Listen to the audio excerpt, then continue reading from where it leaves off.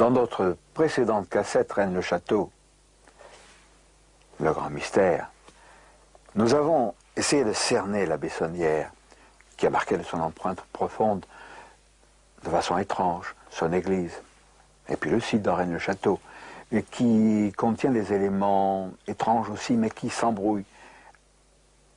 L'énigme persiste. Mais je crois qu'il y a un fil conducteur que nous avons suivi tant bien que mal dans ces méandres, et cela évoque un message lié à une connaissance autre, celle d'un autre savoir, qui va bien nous falloir dévoiler peu à peu, et cela risque de perturber nos assises. Cette connaissance autre, cette connaissance nouvelle, risque aussi de bouleverser l'Occident.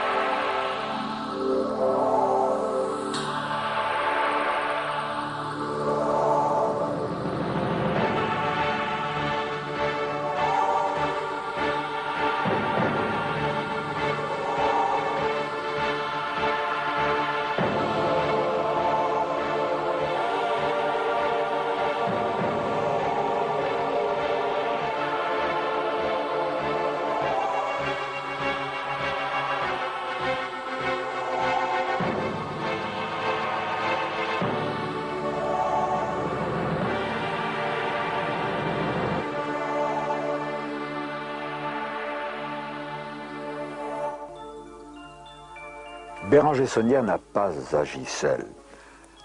Les documents secrets, énigmatiques qu'il a trouvés, il les a confiés à son ami Gélis, entre autres, qui était le curé de Custoza, pour les lui faire traduire. Mais d'autres prélats surgissent dans l'aventure de Saunière qui tirent les ficelles. Il y a Monseigneur Billard, l'évêque de Carcassonne. Il y a aussi l'abbé Boudet, l'auteur de ce livre, La langue celtique retrouvée et le cromlech de Rennes-les-Bains. Boudet, c'est un homme mystérieux qui a une immense fortune et qui va donner de l'argent à la Bessonnière. Au premier degré, ce livre est une étude sur l'origine de l'anglais. Anglais ancien qui est en fait le moderne d'après ce livre, qui est fantaisiste, mais qui n'est pas délirant, car il est un rébus. Il contient un message lui-même, un message codé. Alors, c'est pourquoi ce message codé, aujourd'hui, nous intéresse, nous, hommes du XXe siècle, car il est étalé dans le temps. Ce message codé, il attire des curieux dans cette magnifique région de Rennes-le-Château. Il attire des chercheurs, il attire des gens qui sont uniquement intéressés à gratouiller le sol dans l'espoir d'y trouver des espèces sonnantes et trébuchantes. Mais c'est pas ça, ce n'est pas au moins, ce n'est pas que cela. Nous avons établi pour le tournage de cette cassette notre QG à l'hostellerie de Couisa, qui est ce magnifique château des Ducs de Joyeuse, où nous avons rencontré sa directrice, une charmante jeune femme, qui, elle, va nous révéler certaines choses. Alors ce château, effectivement, qui est magnifique parce qu'il a un aspect extérieur médiéval, très austère, c'est une bâtisse de défense, et dès que l'on pénètre à l'intérieur, il est Renaissance, il est très chaleureux, il a une façade Renaissance absolument superbe. Au plan touristique, le pays, c'est pas uniquement Rennes-le-Château, il y a quantité de choses, mais ça exerce une fascination. Oui, il faut dire que le département de l'Aude est un département très riche et très diversifié. Les touristes y viennent parce qu'ils sont attirés par les châteaux cathares, ils sont également attirés par les grottes, par les abbayes romanes, et bien sûr par tout le côté mystérieux de la région, puisque nous avons quand même Rennes-le-Château qui est à 2 km, à vol d'oiseau beaucoup moins, et qui attire une foule de visiteurs qui se posent des questions effectivement sur le mystérieux abbé Béranger Saunière. Et c'est étonnant de voir d'ailleurs que souvent les étrangers sont beaucoup plus au courant de l'existence et du mystère qu'il y a autour de Rennes-le-Château que les propres touristes français. Il n'y a pas que le français, l'américain, l'allemand moyen, mais il y a aussi des gens importants. Ah oui, on a eu la chance de voir passer des personnalités. Entre autres, dans les années 80, nous avons eu le président François Mitterrand. Et puis aussi bon nombre de personnalités du show business, du cinéma, et également des équipes de télévision, puisqu'il y a pas mal de films qui se sont tournés dans la région. Vous avez reçu aussi des chercheurs, à l'évidence, leur comportement est discret, mais ils se montrent un peu indiscrets, ils posent des questions, etc. Ah oui, c'est vrai. On reçoit des gens qui viennent séjourner 2 ou 3 jours, et des fois une semaine, et qui partent le matin, qui vont à Rennes-le-Château et qui rentrent le soir. Alors on a reçu comme ça des personnes qui avaient une bibliographie très importante et qui venaient sûrement sur Rennes-le-Château. Les gens ne nous disent pas toujours où ils vont, mais c'est vrai que la plupart des gens qui résident ici, qui sont seuls, viennent en général plus ou moins pour ou alors pour une activité de travail, ou alors s'ils sont effectivement armés de caméras On voit aussi des gens qui ont des poêles à frire. Poêle à frire, vous l'avez compris, ce n'est pas un ustensile de cuisine, c'est un détecteur de métaux. Parce que, évidemment, de nombreuses personnes viennent là chercher, fouiller, etc. C'est gênant, c'est grave aussi, mais ce qui est grave aussi, et surtout, ce sont les déprédations. Ces vandales qui ont récemment détruit l'un des yeux du diable, entre guillemets. Ça n'est pas le diable, c'est un pseudo-diable, c'est Asmodée, c'est autre chose, qui soutient le bénitier de l'Église. Et ça, c'est impardonnable. Les gens sont attirés par l'or du diable. Ils sont attirés par des richesses cachées. Ce n'est pas que ça.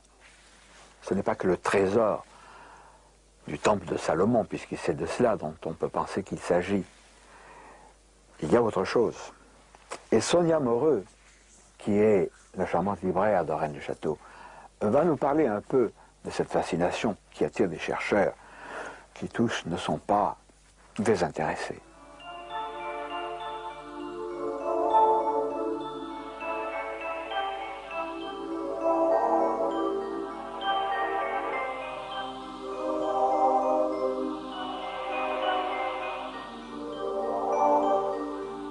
Peut-être parce que j'ai une librairie, j'attire 70% de gens qui ont une quête plus spirituelle ou de recherche qu'une quête matérielle.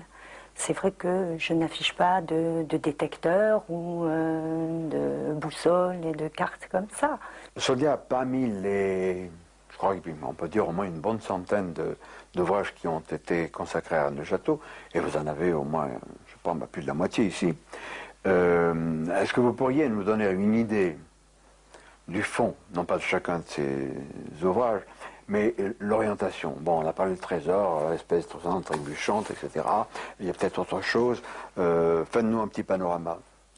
Bien, les premiers livres qui ont été écrits sur Rennes-le-Château, en effet, tout en se penchant sur le passé historique de Rennes-le-Château, nous a menés vers une recherche d'un trésor bien matériel, dans des faits historiques. Et puis, petit à petit, dans cette recherche historique de l'histoire de Rennes-le-Château, on s'est rendu compte qu'il était remis en question des points de l'histoire où l'Église, le spirituel, a pris une importance. Et de plus en plus, nous avons des livres qui partent un peu dans tous les côtés et qui ne sont pas toujours très crédibles, mais dont il émane toujours une quête.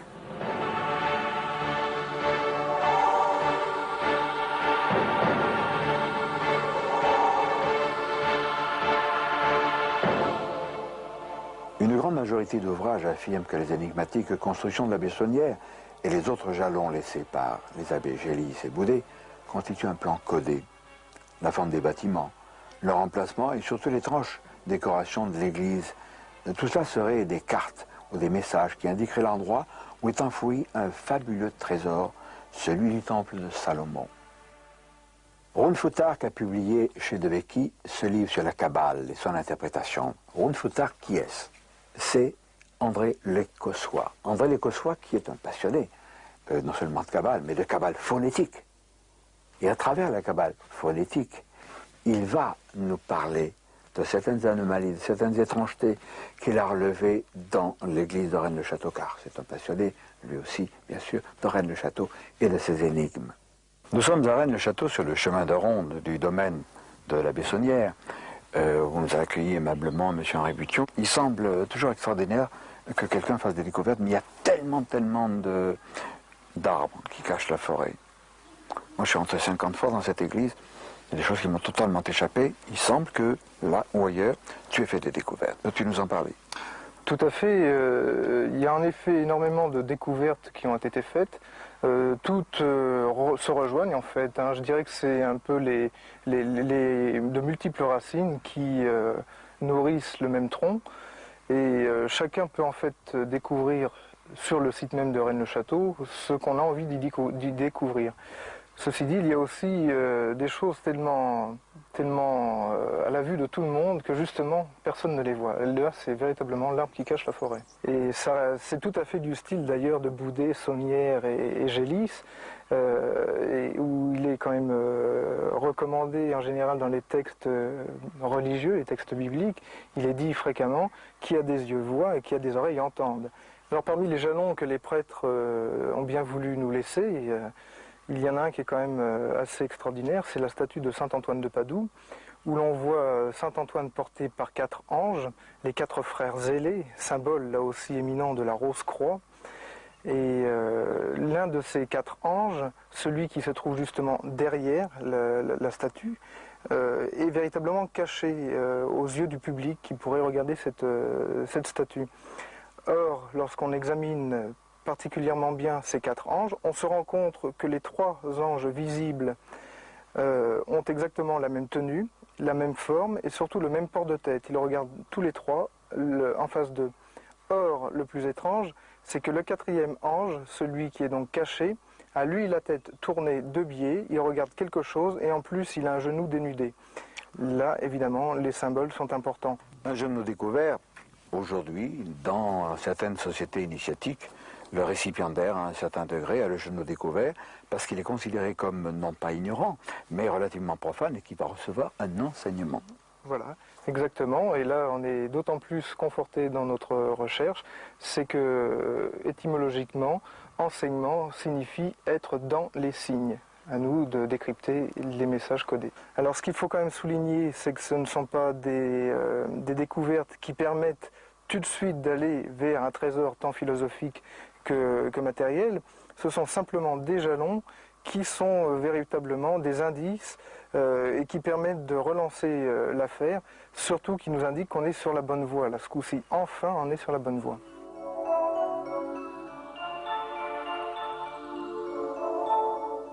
Une chose qui saute aux yeux directement, c'est quand on arrive dans l'église de Rennes-le-Château, c'est le fameux diable qui soutient le bénitier et que tout le monde, depuis Béranger Saunière, et certainement à cause de lui, s'est efforcé à nous le faire passer comme étant Asmodée. Et en réalité, on se rend compte, en regardant le dictionnaire de la démonologie, que ce diable-là, sa physionomie ne correspond pas du tout à Asmodée, mais à un diable qui s'appelle Eurynome. Or, en cabale phonétique française, Eurynome, ça donne Eur, il nomme.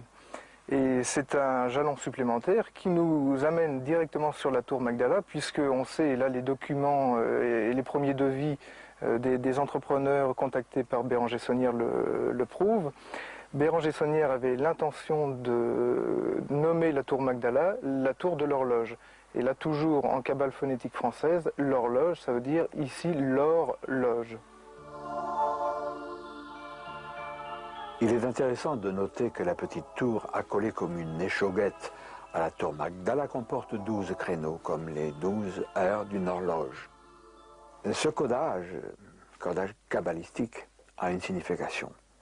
Et nous allons rendre visite à mon vieil ami Guy Tarade, qui est un auteur de nombreux ouvrages et qui fait des conférences un peu partout, qui est un grand voyageur et un passionné d'étranges et de mystères. Guy Tarade, tu viens de publier aux Presses de la Cité Le dernier secret de Nostradamus, avec la collaboration de Alexandra Schreier, qui elle est astrologue. Elle est astrologue, mais c'est aussi une professeure d'histoire-géographie et une ethnologue, ce qu'il ne faut pas oublier. Comme quoi l'ethnologie et l'histoire peuvent mener à l'astrologie par des voies détournées. Tu n'es pas étranger à Rennes-le-Château. Tu t'es aussi, et ça paraît normal, penché sur cette énigme à multiples facettes. Oui, je me suis penché sur l'énigme de Rennes-le-Château, comme tous ceux qui cherchent dans le domaine du mystérieux inconnu. Et j'ai été frappé à Rennes-le-Château, où j'ai tourné un film, où j'ai monté un diaporama.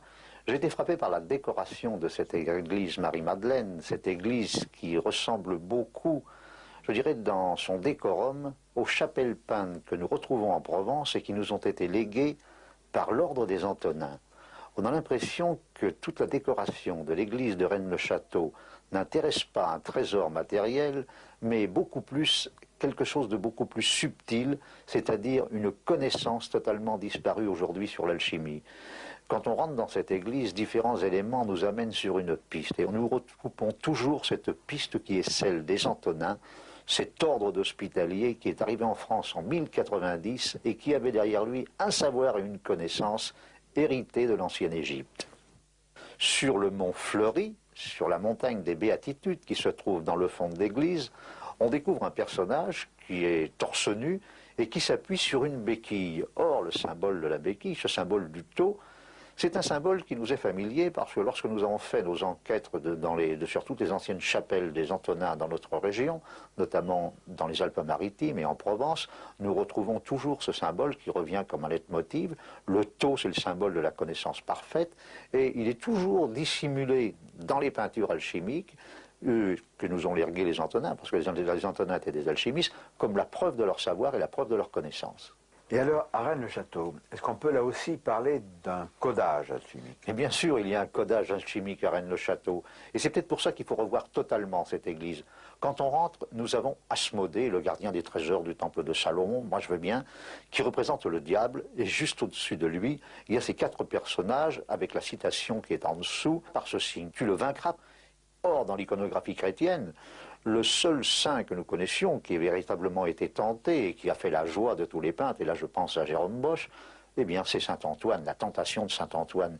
Il y a un saint Antoine ermite à l'intérieur de l'église de Rennes-le-Château. Et à Rennes-le-Château, moi je pense que tout a été crypté.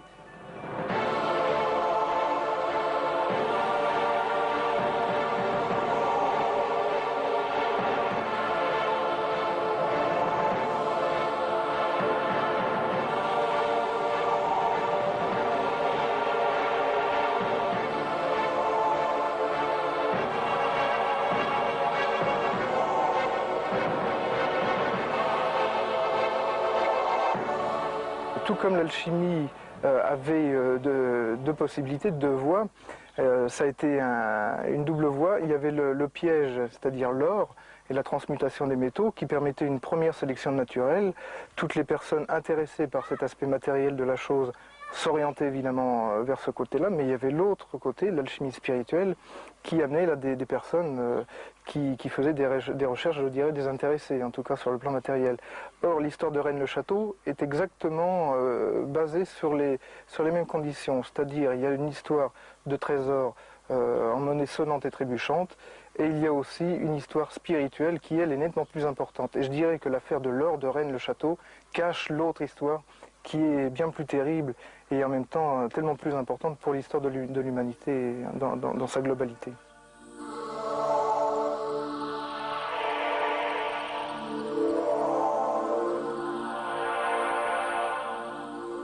Au château des Ducs de Joyeuse, nous allons rencontrer Jean Blum, que nous avions déjà présenté dans ces 2 cassettes sur Rennes et sur les Cathares.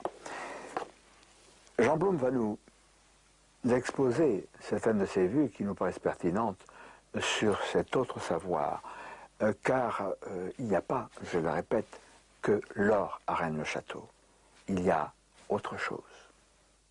Jean Blum, tu es en train d'écrire un ouvrage consacré à Rennes-le-Château, qui paraîtra en mai 1994. Et j'aimerais que pas que tu nous résumes ton ouvrage, mais les recherches que tu as faites t'ont amené à faire certaines découvertes, à approcher, disons, d'une certaine ligne qui n'est pas conventionnelle. J'ai un petit peu pris le contre-pied de ce que faisaient beaucoup d'auteurs. Par exemple, la plupart des auteurs considèrent que l'abbé Saunière, l'abbé Boudet, peut-être d'autres encore, ont laissé sur le terrain des signes de piste, l'église, le cromlech, des signes de piste supposés conduire le chercheur à la découverte d'un prestigieux secret. Et là, je m'interroge tout simplement avec la psychologie d'un enfant de 10 ans. Jimmy, tu es curé de Rennes-le-Château pour 5 minutes, tu découvres, ça te pèserait, tu découvres un extraordinaire trésor, tu ne veux pas le laisser tomber dans l'oubli, que vas-tu faire? Vas-tu en référer au pape, en tant que bon prêtre catholique, au grand rabbin de France, si tu considères que ces trésors sont les trésors du temple de Salomon, voire au notonnier de tel ou tel ordre ésotérique auquel tu appartiendrais, ou bien vas-tu t'ingénier à mettre des rébus, des signes de piste, pour que le plus malin, dans l'une ou l'autre acception, le plus dégourdi ou le plus satanique, aille t'emprunter ton trésor de ton vivant. À mon avis, c'est complètement farfelu. Bah oui. C'est complètement farfelu. Et je crois que tout le monde se laisse aller à tomber dans ce piège. Il s'agit d'interpréter ces signes de piste pour comprendre. Ça me paraît absurde. Par contre, il y a des signes de piste. C'est vrai que tout le monde, qu'un certain nombre de personnes s'ingénient à faire disparaître. Par exemple, Rédé, tout le monde le savait il y a un siècle et maintenant on enfin d'en douter, Rédé, ça date des Visigoths. C'est une grande citadelle visigothe au IVe siècle. Qu'étaient les Visigoths? Des arianistes qui étaient demeurés fidèles au premier concept du christianisme, mais qui avaient refusé les falsifications, je n'ai pas peur devant le mot, du concile de Nicée. Jésus, fils unique de Dieu, il naît à Nicée en 325, il n'est pas au premier temps de l'ère chrétienne. Ça, la Rédé visigothique qui tendrait à accréditer la thèse que la fortune de Saunière puisse être liée à des connaissances ayant trait au premier temps du christianisme, c'est gommé. S'il n'y a pas à proprement parler de messages codés aboutissant à un trésor matériel, il y a immanquablement des messages codés bien sûr qui aboutissent à un autre savoir qui serait de nature spirituelle. Je le crois volontiers. Et j'en veux pour preuve un homme extraordinaire qui habite à Rennes-le-Château, qui a son atelier et qui est Alain Féral. Alain Féral, outre la réalisation de nombreuses œuvres artistiques sur Rennes, a étudié l'église de Rennes-le-Château. Son étude est concrétisée en 3 dimensions, dans une maquette articulée. C'est fantastique, et c'est là que le fantastique a des chances d'être vrai. Cette maquette, dont on peut dire qu'elle est très jolie, etc., mais elle est plus que jolie, elle est fascinante, et vous allez nous expliquer pourquoi. C'est l'église de Rennes-le-Château, ou ce sont les églises. Voilà, le problème devant lequel je me suis retrouvé au départ, c'était, je me suis posé la question, si jamais l'abbé Saunière a reconstruit toute une église, c'était quand même un prêtre, il y a bien d'anciennes pièces qui étaient dans cette église avant qu'il ne la restaure, qui ont été quelque part. Et voilà ce dont nous nous sommes aperçus. Ici, c'était une place de village. L'abbé Saunière a décidé d'en faire un jardin.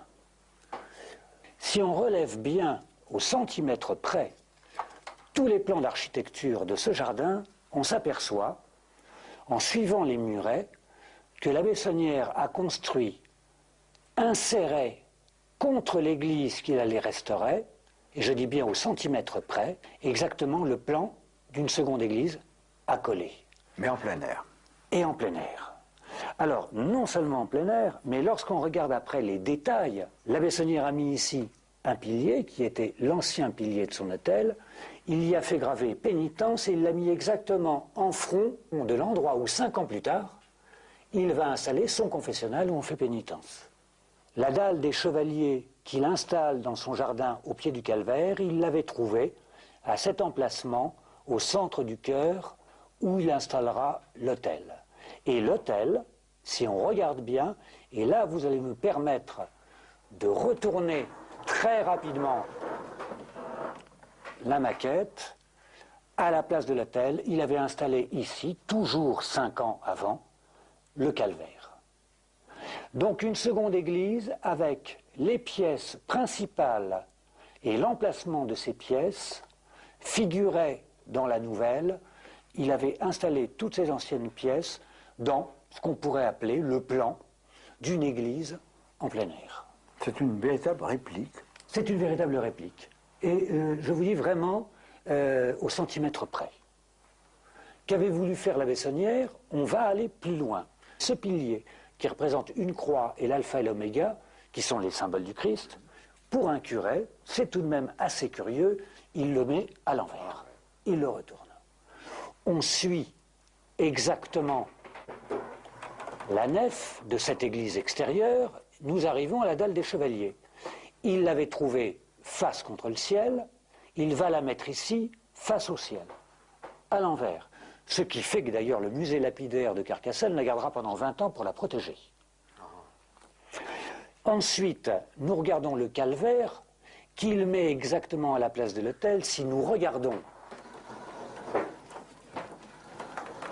l'autel, nous nous apercevons que l'autel est surmonté d'un dôme qui lui-même est orné de 4 tours, et sous ces 4 tours, nous trouvons la croix de l'autel. Or, qu'a fait la Bessonnière dans l'église extérieure de son jardin?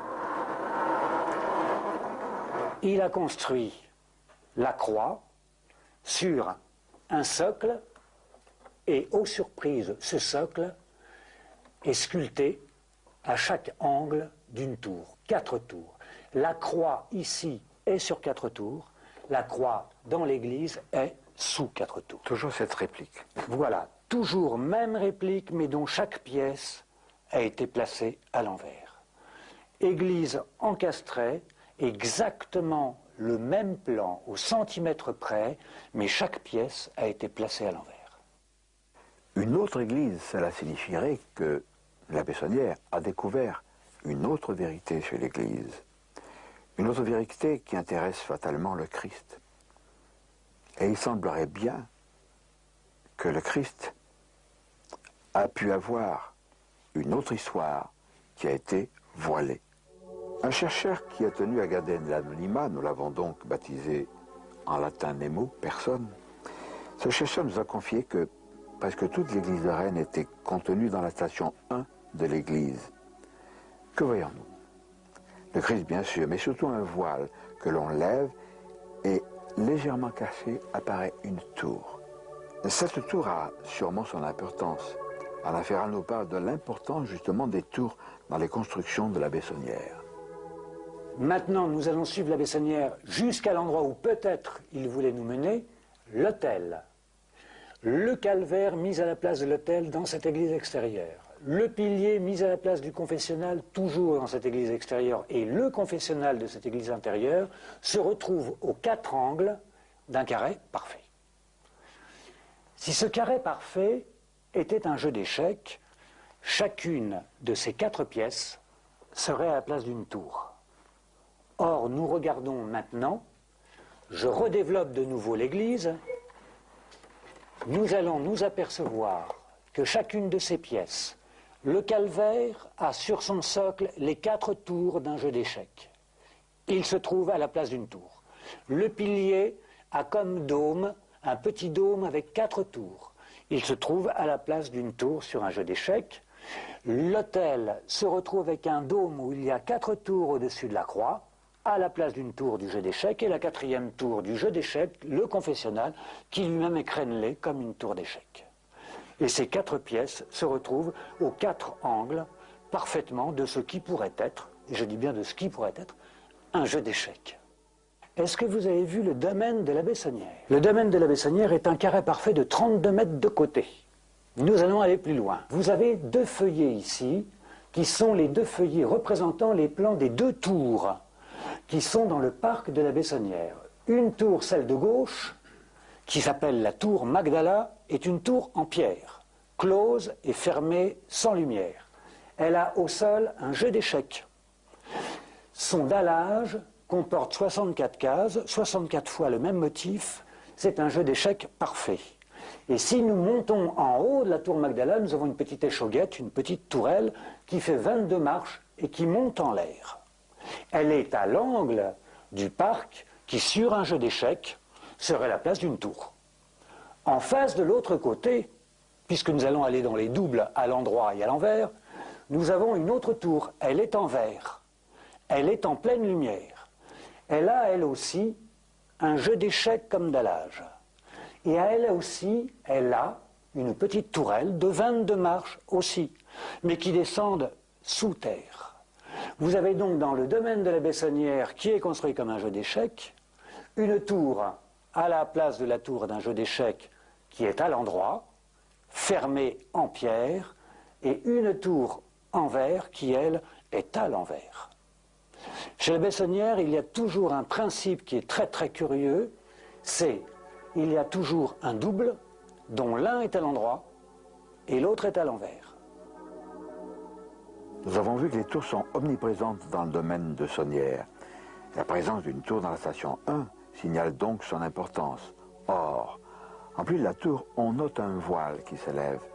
S'agirait-il d'une indication sur une autre façon de voir le Christ ?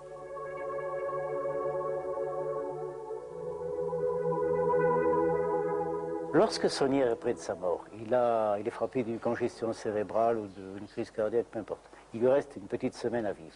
On mande auprès de lui un prêtre qui est son ami, le curé Rivière d'Espéraza. Et là, tout le village savait encore, parce qu'il y avait des témoins, ou les descendants directs de ces témoins, que le curé Rivière aurait refusé les derniers sacrements à Sonnières et les lui aurait administrés 2 jours plus tard, post-mortem. Procédure absolument rarissime.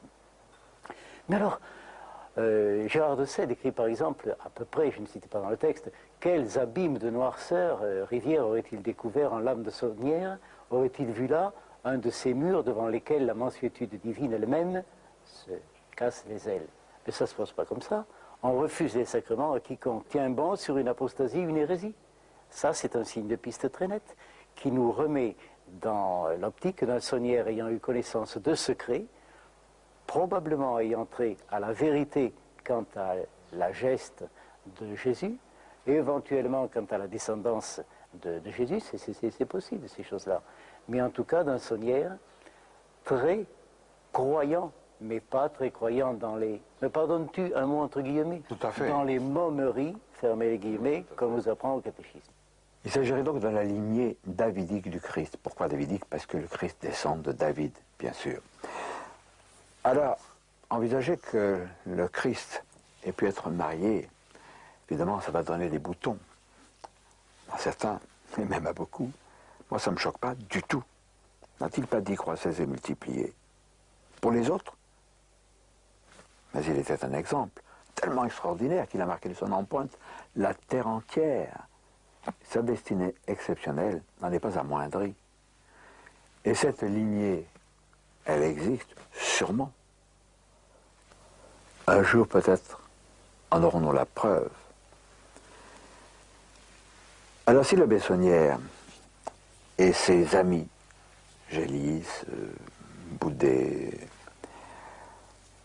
ont eu connaissance de documents extraordinaires faisant allusion à cette autre vérité, on comprend que le bon abbé Rivière, appelé in articulo mortis au chevet de Sonnières pour recevoir sa confession et lui donner l'absolution, est refusé, épouvanté, parce qu'il a reçu sa confession. Et il est parti en courant. Et le restant de sa vie, cet homme qui aimait bien sourire, qui était un bon vivant, il l'a passé en une sorte de contrition. Il était bouleversé, il était hanté par cette vérité qu'il ne soupçonnait pas. Selon certains auteurs nullement délirants, Jésus-Christ aurait même survécu à la crucifixion, autrement que par la traditionnelle résurrection. Avec son épouse Myriam de Magdala, ou peut-être Maria de Béthanie, il se serait alors réfugié au Razès, permettant ainsi à sa lignée de s'y perpétuer. Rappelons-nous des indices du rébut de la Bessonnière, la tour Magdala et la villa Béthanie. Alors cette idée de la lignée davidique et de certaines précisions concernant le Christ, ça n'est pas de moi. Je l'accepte bien volontiers, Scanfield, qui a publié ces deux ouvrages et d'autres qui n'ont pas encore été traduits en français, fait une approche sur un Christ un peu différent que celui dont on nous a parlé. Et puis là, Simon, dans cet ouvrage, nous parle du tombeau du Christ. Je crois que là, il faut mettre un point d'interrogation. On parle de la présence du tombeau du Christ.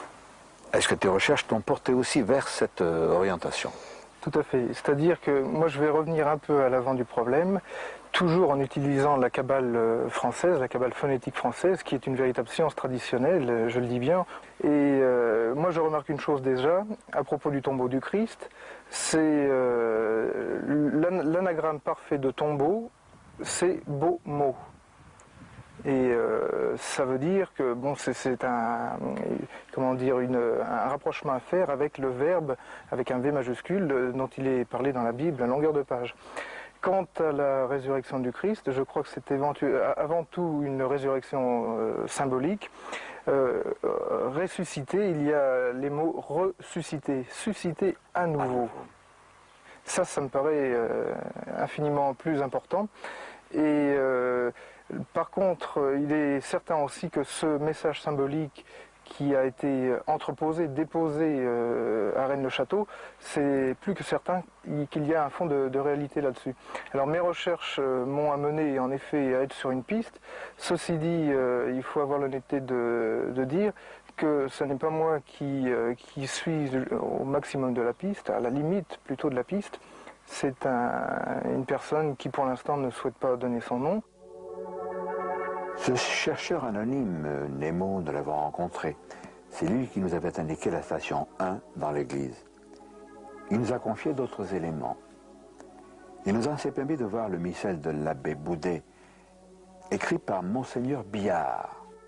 Sur cette gravure représentant le calvaire du Christ, nous remarquons que l'inscription INRI est à l'envers. Y a-t-il un rapport avec le domaine de la Bessonnière qui contient une chose et son contraire? Les 4 anges présents ne rappellent-ils pas les 4 anges au-dessus du bénitier ou ceux en dessous de la statue de saint Antoine de Padoue?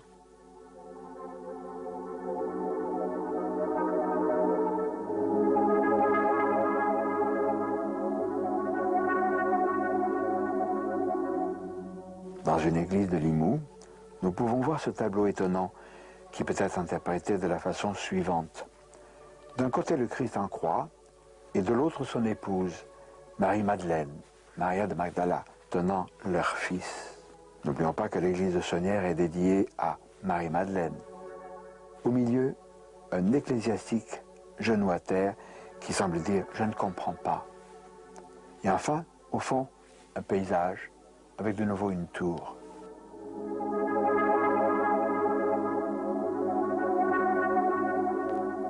Nous suivons toujours notre guide qui nous amène au cimetière de Limoux. Devant le cimetière, un Christ en croix présente une disposition des doigts inhabituelle. Encore un signe de piste. Le doigt de la main droite indique une direction, l'église Saint-Martin de Limoux.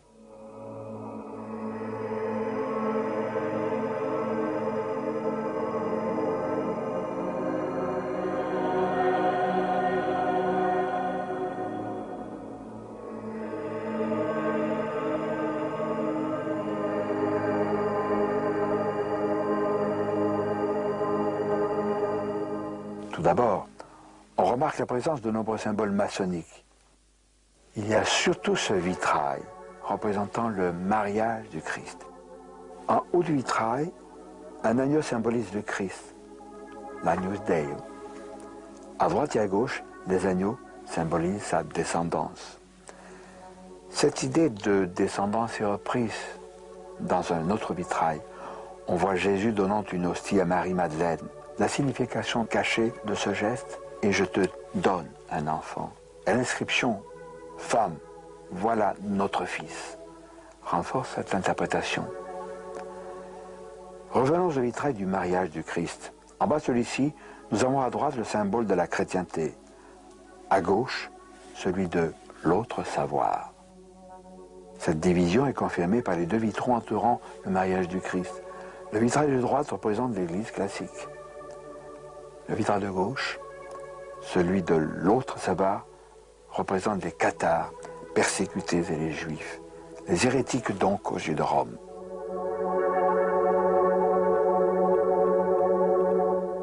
Là aussi, nous avons deux églises.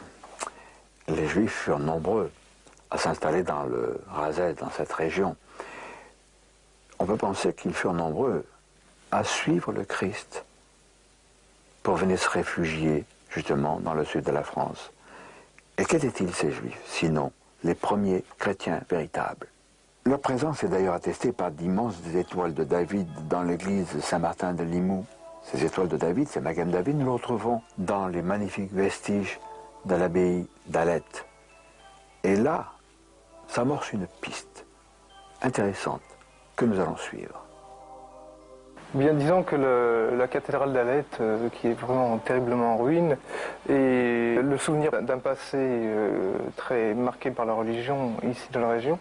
Mais ce qui est intéressant, c'est surtout la proximité à côté de l'église actuelle d'Alette-les-Bains. L'étoile de David dans une église apostolique romaine, c'est assez anachronique, pour ne pas dire bizarre. Alors on peut expliquer la chose de la façon suivante. Il y a quand même eu dans l'histoire d'Alette-les-Bains la présence de familles juives. La première et la plus connue, je dirais, c'est la famille Nostradamus, qui a donné un rejeton célèbre, Michel de Notre-Dame, dit Nostradamus, qu'on a appelé le moine de Salon, non pas parce qu'il faisait des prédictions dans les salons, mais parce qu'il a habité aussi à Salon de Provence. Et la maison de Nostradamus, que l'on ne peut pas visiter, mais recèle des sculptures sur les poutres extérieures qui sont tout à fait étonnantes. À Alette-les-Bains, disons à quelques kilomètres de Rennes-le-Château, nous avons vu une vieille bâtisse.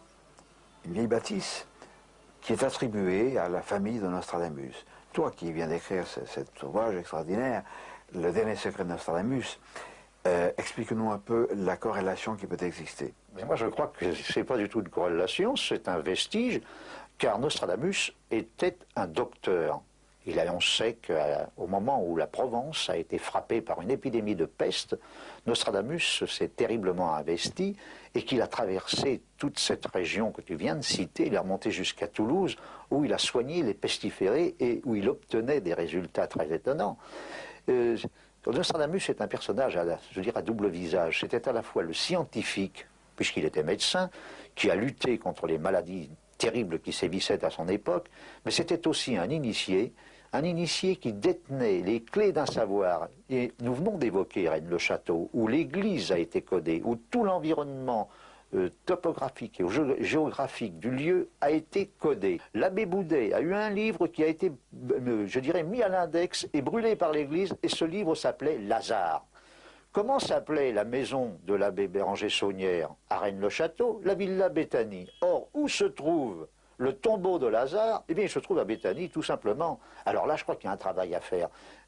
J'ai fait beaucoup de recherches sur Rennes-le-Château, j'ai ramené énormément de documents, j'ai ramené des films, j'ai ramené un diaporama, comme je disais tout à l'heure. Et maintenant, moi, j'ai la certitude qu'il y a là-bas quelque chose de très intéressant. Il y a sans doute un trésor matériel, c'est vrai, mais il y a quelque chose de beaucoup plus important. Et ce qui est le plus important à découvrir à Rennes-le-Château, c'est le secret de l'élixir de vie que personne n'a pensé à chercher jusqu'à ce jour. Et pourtant, il existe. Jean-Michel Thibault, qui a publié L'Ordre du Diable, dont on a vu à la télévision les 4 épisodes, je crois, nous a parlé des recherches qu'avaient effectuées les services secrets israéliens dans la région de Rennes, et qu'ils y cherchaient notamment la menorah, c'est-à-dire le chandelier à 7 branches, sacré, comme tu le sais. Qu'est-ce que tu penses de cette histoire de services secrets qui font des fouilles discrètes, qui observent, etc. Je pense que le Mossad et certains services de renseignement encore plus discrets que le Mossad, à l'heure actuelle, recherchent ce trésor qui a été pillé dans le temple de Salomon lorsque la ville de Jérusalem a été détruite, lorsque le temple a été détruit. Et certains pensent que ce trésor pourrait être caché dans la région de Rennes-le-Château. C'est ce qu'a fait transparaître l'auteur que tu citais tout à l'heure. Il y a aussi un vitrail de l'église de Limoux qui qui offre aux yeux des visiteurs l'Arche d'Alliance. Et ça, c'est quand même peut-être quelque chose que justement les agents du Mossad étaient en train de chercher dans le secteur de Rennes-les-Bains, Rennes-le-Château, Alette-les-Bains. L'Arche d'Alliance, qui était un formidable générateur énergétique, puisque les Lévites, qui étaient seuls habilités à les porter, interdisaient qu'on s'en approche. Et l'on disait que l'Éternel foudroierait l'imprudent qu'il toucherait. Évidemment, cet imprudent, ça s'est déjà manifesté, n'avait pas, comme les Lévites, des manteaux avec des fils d'or qui traînaient par terre et constituaient évidemment ce qu'on appelle une prise de terre. Et le malheureux qui a voulu protéger l'arche sur le point de tomber a été foudroyé. Ce n'était pas l'Éternel, c'était un phénomène physique. Et dans l'arche, il y avait l'échantillon de la manne, il y avait les tables de la loi, il y avait quantité de choses qui permettaient à Moïse, dans la tente de réunion, de communiquer avec, on nous dit l'Éternel, c'était les Elohim, à pluriel, des gens comme vous, qui nous regardaient, et nous, mais qui étaient nés sous d'autres soleils. Ce qui est intéressant aussi, c'est que vraisemblablement les vitraux de l'église de Limoux datent de l'époque des vitraux de l'église de Rennes-le-Château. Donc là, le triumvirat Boudet-Saunière-Gélis nous renvoie à nouveau sur des pistes. Je pense, moi, qu'ils ont laissé des jalons dans toute la région, dans toutes les églises de la région et sur d'autres lieux, toujours du secteur. Et c'est à nous de suivre, en fait, tous ces jalons, un peu comme le petit poussé qui ramasse les cailloux. Et puis, au bout, bien, ma foi, il y aura certainement la clé. Et peut-être l'Arche d'Alliance. Il est évident que Béranger Saunière, qui a eu quand même une personnalité avec un pouvoir temporel très important, était prêtre et est resté prêtre jusqu'à la fin de sa vie. Et apparemment, son église n'est pas très catholique dans sa décoration. Mais c'est un homme du spirituel. Et moi, je penche plutôt vers cette recherche de ce personnage qui est aussi proche de la mienne, à savoir quelle est l'origine de l'être, de l'humain, de la croyance et de la foi, de l'esprit. Et je pense que Rennes-le-Château attire tous les gens qui ont cette quête. Finalement, il s'agit bien des recherches sur l'origine de l'homme. Et le Christ n'a-t-il pas dit « J'ai d'autres brebis qui ne sont pas de cette bergerie », de même qu'il a dit aussi « Il y a plusieurs maisons dans la demeure de mon Père. » Et non, contrairement à certains exégètes ultra-classiques dépassés, il ne faisait pas allusion, le Christ, à d'autres tribus, pas du tout. Il faisait allusion à d'autres demeures autres que celles de la terre. Et rappelons-nous dans la précédente cassette sur Rennes-le-Château, Jean-Michel Thibault, qui va nous parler de quelque chose d'assez extraordinaire. Il y a aussi, sous le couvert du ministère de la Culture, des gens qui tout officiellement cherchent et fouillent dans le coin. Et là, il y a un budget qui est assez conséquent pour ces fouilles. Lorsqu'on les interroge, ils nous disent qu'ils sont à la recherche d'un ancien manuscrit qui expliquerait l'histoire de l'humanité. L'humanité viendrait d'un croisement entre les filles des hommes et les fils des dieux. Bon, Sixième verset de la Genèse. Voilà, tout à fait. Et donc là, c'est une indication vraiment terriblement importante. Donc l'humanité a été créée vraisemblablement sur une autre planète, que certains éléments ont été transplantés, réimplantés, et c'est d'ailleurs quelque chose de très curieux. Lorsqu'une personne change de région, de pays, elle se sent déracinée. Ça, c'est quand même un mot symbolique véritablement important. Et puis il y a aussi quelque chose qui est fantastique, c'est l'étymologie du mot paradis. Paradis, c'est parc à radis, parc à racines. Je crois que là, il y a quelque chose de tout à fait fabuleux. Parc à racines, oui, paradis. Mais qu'est-ce que c'était? C'était le jardin d'Éden. Et le jardin d'Éden, il y a suffisamment de descriptions dans les textes sacrés pour comprendre qu'il s'agissait de quelque chose d'extrêmement fermé. Si l'on parle de laboratoire de base établi par les extraterrestres, les Elohim, car c'est pas autre chose, ça n'a rien à voir avec Dieu. On vous a trompé, on nous a trompés, en nous faisant croire que Elohim c'était Dieu. Pas du tout, c'est un pluriel. Donc il s'agit d'extraterrestres. Béranger Saunière, bien sûr, ne savait pas que c'était des extraterrestres. Les documents codés qu'il a trouvés ne faisaient probablement pas référence à des êtres venus d'ailleurs, ou du moins pas directement. Mais c'était un ouvrage codé, la Bible. C'est un ouvrage codé. Alors, De même qu'il y a deux églises, il y a deux savoirs. L'un au premier degré, l'autre au second degré, et c'est celui-là qui compte. Nous allons demander à Guittarade ce qu'il pense de cette chose-là, et il va justement nous parler de savants israéliens qui eux aussi cherchent en dehors des sentiers battus. Ces chercheurs se sont aperçus que la Bible était un document chiffré. Chaque lettre de la Bible correspond à un nombre. Et nous avons une vieille citation en français qui dit qu'un texte ne doit pas varier d'un iota. Eh bien, chez les Hébreux, lorsqu'on traduisait un texte et qu'on faisait la moindre erreur, le texte était pris, était déchiré, car l'écriture est une écriture qui correspond à des lois mathématiques. Dans l'ancien hébreu, il n'y avait pas d'espace entre les mots. Tous les mots étaient accrochés les uns derrière les autres, c'est-à-dire pas comme chez nous où les mots sont séparés. Les chercheurs qui ont mis ces documents dans un ordinateur se sont aperçus qu'il y a un code, et grâce à ce code, ils se sont rendus compte que les grands événements qu'a connu l'humanité jusqu'à aujourd'hui étaient inscrits dans les textes bibliques. Alors, comme nos amis israéliens sont des gens excessivement prudents, ils disent oui, nous avons décodé le passé, nous avons découvert que la Révolution française était annoncée dans les textes bibliques, que l'affaire Dreyfus était annoncée, que l'assassinat du président Sadat était annoncé. Mais pour le futur, alors il n'y a rien d'écrit. Et moi, je suis persuadé que nos amis israéliens ont découvert les clés du futur, mais que pour des raisons philosophiques et pour des raisons de sagesse, ces clés ne nous sont pas livrées et que le futur ne doit pas être dévoilé. Le codage, on le trouve dans l'Ancien Testament, comme nous le prouvent les chercheurs juifs aujourd'hui, mais comme ils disent, ce codage se retrouve également dans le Nouveau Testament et notamment dans les textes grecs. Et ceci, c'est quelque chose de formel. Et quand on se promène tout autour de Rennes-le-Château, on s'aperçoit que chaque lieu, la toponymie, le nom attribué à chaque lieu, est quelque chose d'excessivement important. Alors c'est un jeu de pistes que nous avons. Moi je crois que Béranger Saunière n'a pas été envoyé en carcerduro à Rennes-le-Château.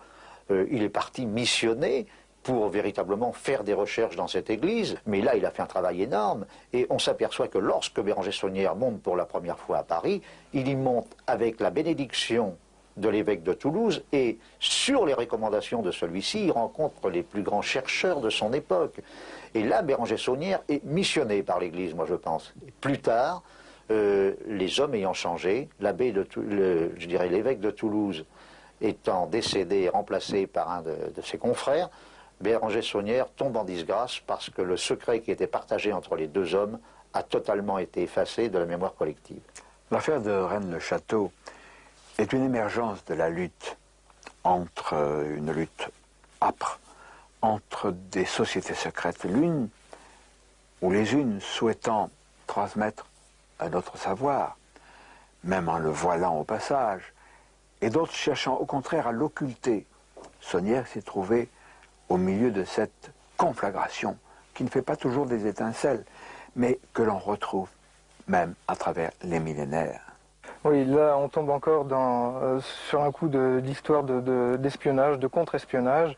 Tu évoques souvent dans les histoires des ibis, des petits gris, l'organisation internationale, voire même pourquoi pas intergalactique, appelée MJ12, Majestic 12. Et je dirais qu'à l'époque des prêtres Boudet, Gélis, Saunière, il y avait des gens qui étaient chargés de faire un même travail de pression et d'élimination qui a permis évidemment de brouiller les pistes et d'éliminer les principaux fils conducteurs d'une histoire qui, là je répète, concerne l'humanité dans son entier. À une certaine époque, se sentant en confiance, l'abbé Saunière, avec l'aide de Gélis et Boudet, des ecclésiastiques comme lui, commence à afficher ce nouveau savoir dans la région, d'où les nombreux vitraux, tableaux et fresques. Puis interviennent les forces noires, chargées d'étouffer la vérité. Aujourd'hui encore, on s'ingéniait à faire disparaître les indices laissés par Saunière. Dans l'église de Limoux, par exemple, André Lécossois nous a montré des fresques, effacées ou dégradées. L'église Marie-Madeleine de Rennes est en ruine, son clocher est fendu. Un véritable héritage de connaissances est en danger. Puisse-t-il éclater au grand jour avant de sombrer dans l'oubli? Ce qui est fascinant dans l'affaire de Rennes-le-Château, c'est qu'il y a en permanence cette opposition des forces des ténèbres et des forces de lumière qui s'entremêlent, qui se mélangent de façon inextricable pour essayer de nous cacher les origines de l'humanité, car ça gêne beaucoup de monde. Alors, deux églises, deux traditions, deux types de savoir, et s'il y avait deux abbés Saunière? Bien. Vous avez un abbé Saunière qui habitait Villa Béthanie, qui s'est fait faire d'ailleurs sa photo, celle de Marie Denarnaud, qui toutes les deux trônaient dans le salon. Vous aviez cet abbé-là, et il est paru d'un seul coup dans tous les livres qui parlent de l'abbé Saunière, cette photo-là. Ça n'est pas le même homme. Je vous avais dit, j'ai été documentaliste, je me suis intéressé à cette histoire-là. J'ai envoyé les photos au Quai de Gesvres, au service d'anthropométrie. On m'a au système pileux, au système des eaux, et tout ça. Ce n'est pas le même, ce n'est pas du tout le même personnage. Et je me suis retrouvé par hasard avec la photo de quelqu'un, prêtre, abbé Saunière, qui était ce monsieur. Il y a un air de famille, bien sûr. Mais... Voilà. Et lorsque j'ai étudié cette photo et que je l'ai renvoyée au Quai de Gesvres, demandant entre lequel de ces deux messieurs ce monsieur pouvait correspondre, on m'a dit, bien entendu, c'est celui-là.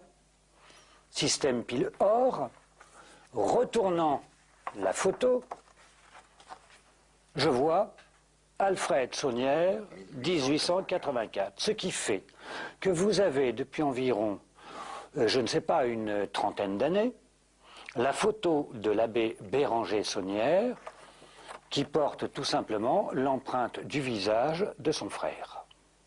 L'énigme ou les énigmes subsistent. Elles subsistent totalement, parce que si jamais vous regardez bien, ce monsieur donc aurait été à Paris, monsieur Saunière, qu'il soit Béranger ou Alfred.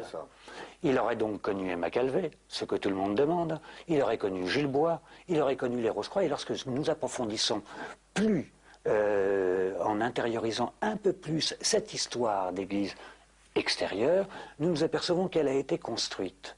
En regardant les papiers de tous les gens qui ont œuvré à cette église, tous, du moindre manœuvre, jusqu'à l'architecte, en passant par Jules Bois, en passant par les inspirateurs, en passant par Élie Bott, qui était l'entrepreneur, toute cette église a été construite par tous les gens dont a fait partie Alfred Saunière, qui était précepteur du fils du grand maître de la loge Rose-Croix de Toulouse catholique, et qui lui-même avait donc, sait-on comment, amené sur place tous les maîtres d'œuvre, à quelque niveau qu'ils soient, du travail de l'abbé Saunière. Alain Ferral, cette réplique de l'abbé Saunière, qui est son frère, c'est Alfred, est-ce qu'on a quelques précisions sur sa vie? Qu'est-il devenu? Qu'a-t-il fait? Quel rôle a-t-il joué? On en a peu, mais on en a une, on a une précision qu'a donnée d'ailleurs son frère, qui s'appelle Béranger Saunière, qui lorsqu'il a eu tous les problèmes que nous pouvons connaître au sujet du trésor qu'il aurait trouvé, ou bien des messes qu'il aurait falsifiées, enfin je pense que tout ça d'ailleurs, il y a eu peu d'enquêtes véritables qui auraient été faites à ce niveau-là, mais l'abbé Saunière l'avait très bien résolu, et un jour il a écrit une lettre à son évêque en disant et tout ça, serait-il la faute de mon frère mort trop tôt? Le frère de l'abbé Saunière est mort en 1905. Béranger Saunière a eu d'énormes problèmes d'argent dans les 2 années qui ont suivi, et après s'est retrouvé sans un sou à Rennes-le-Château. L'affaire de Rennes-le-Château, c'est un peu comme ces matriochkas russes, ces poupées russes qui s'imbriquent les unes dans les autres, pour nous amener à des niveaux de compréhension différents. Alors, c'est pas facile de rechercher la vérité. surtout lorsqu'il y a des entraves. Et par exemple, l'un de nos informateurs, je ne dis pas Nemo, l'un de nos informateurs qui nous promettent d'autres révélations, a reçu des menaces de mort, et ce n'était pas une plaisanterie, des menaces de mort émanant d'un haut prélat. Alors, je m'adresse à lui, vous, qui regarderez cette cassette. Je vous rappelle que nous, les chercheurs marginaux, qui ne sont pas à côté mais qui sont en avance, nous sommes un peu comme le chardon, qui s'y frotte, s'y pique. Alors ces menaces, ces intimidations, qui ne nous impressionnent pas, sont le fruit d'un véritable crime contre l'esprit, une sorte de terrorisme intellectuel. Alors là, je crois qu'il faut se préparer. L'avenir ne sera pas nécessairement celui auquel nous pensons. Vous y êtes préparés pour avoir vu ces cassettes.